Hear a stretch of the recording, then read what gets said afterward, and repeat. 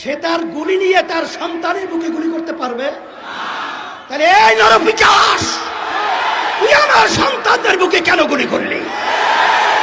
তাহলে বুঝা গেল তোরা প্রশাসনের নামে কলঙ্ক। আপনার সন্তানদেরকে রাস্তায় গুলি করবে, হত্যা করবে, আর আপনারা ঘরে থাকবেন। এটা হতে পারে না। আপনারা আসেন, আমরা আমাদের সাথে আছি ইনশাআল্লাহ।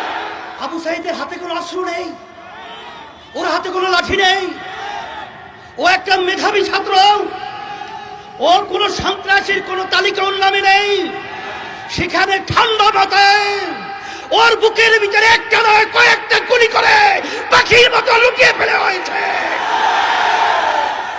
আর সেটা আমরা বসে বসে দেখব, আর সেটা আমরা সহ্য করব?